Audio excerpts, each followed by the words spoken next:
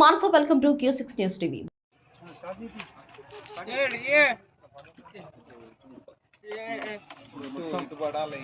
ఇవన్నీ పేదల ఇళ్ళే మొత్తం ఇవన్నీ ఇల్లండి. ఫస్ట్ గరీబోళ్ళ ఇల్లు. కాంగ్రెస్ గవర్నమెంట్ వస్తే ఏదో మార్పు వస్తుంది అనుకున్నాం, కానీ మార్పు అంటే ఇదే. పేద ప్రజలు వేసుకున్న ఇళ్ళని కూలగొట్టడమే మార్పు. 6 గ్యారెంటీలు అన్నారు. మరి 6 గ్యారెంటీలు పేద ప్రజలకు ఇచ్చే 6 గ్యారెంటీలు కదా. మరి ఇల్లు కూలగొట్టే కార్యక్రమం పెట్టుకున్నారు కాంగ్రెస్ ప్రభుత్వం. వచ్చి నెల రోజులు కాలే పేదల ఇళ్ళనే పడ్డారు. ఇది ఎంత దౌర్భాగ్యం ఇది, ఎంత దౌర్భాగ్యం ఇది.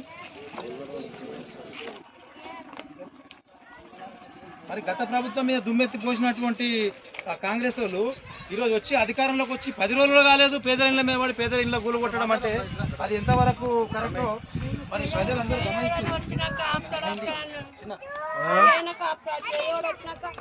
భూమిలో ఆపుతా అని చెప్పి అయిపోయి భూతాలు చేసే మాకు ఇప్పుడు ఎడ బతకాలను చెప్పండి. ఎట్లనన్నా బతుకులు ఎడ బతకాలని పిల్లలు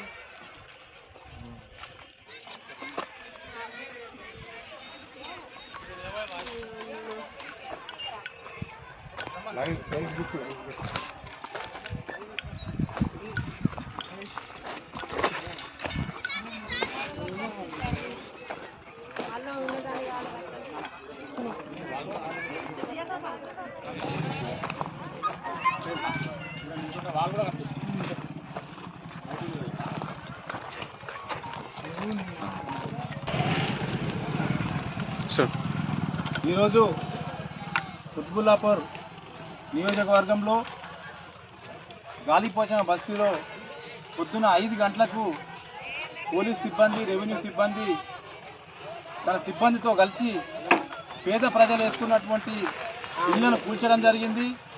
మరి ఇంట్లో సంసారం చేస్తూ పిల్లలతో ఉన్న వాళ్ళను కూడా రోడ్డుపైకి తీసుకొచ్చి రోడ్డుపై సామాన్లు పడేసి వాళ్ళ ఇళ్లను కూల్చేయడం జరిగింది.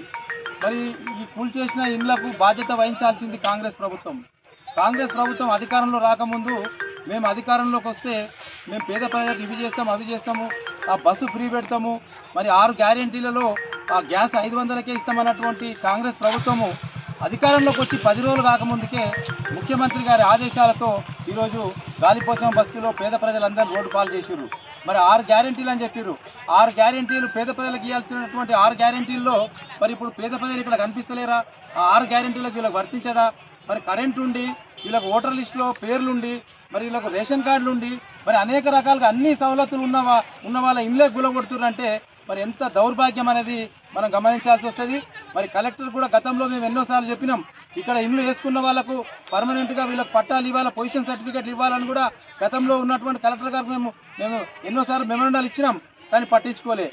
10 రోజులు పట్టుమని 10 రోజులు కాలే రేవంత్ రెడ్డి ముఖ్యమంత్రి అయిన తర్వాత పేద ప్రజల ఇళ్ల మీద పడి ఇల్లు కూలగొట్టడం అనేది చాలా దౌర్భాగ్యము, దుర్మార్గము. ఇటువంటి పరిపాలన మనం చూసినాము. కాంగ్రెస్ ప్రభుత్వం వస్తే పేద ప్రజల పక్షాన ఉంటాయని చెప్పి అనుకున్న వాళ్ళందరూ ఓట్లేస్తే ఈరోజు వాళ్ళని తీసుకొచ్చి రోడ్డు మీద వేసిర్రు. మరి ఇటువంటి ప్రభుత్వాన్ని ఇక ముందు నడవనియొద్దని ఈ ప్రభుత్వంపై మేము ఒత్తిడి తీసుకొస్తాం. ఈ ప్రభుత్వానికి బుద్ధి వచ్చే విధంగా ఈ ప్రజలందరినీ ఏకం చేసి వీళ్ళ నివాసాలు మళ్ళీ ఇక్కడనే కట్టించే విధంగా ప్రభుత్వమే పోరాటం చేస్తామని చెప్పి తెలియజేస్తా ఉన్నాను. నా పేరు ఇటుకరాజు మాదిగా, తెలంగాణ MRPS వ్యవస్థాపక అధ్యక్షుడు.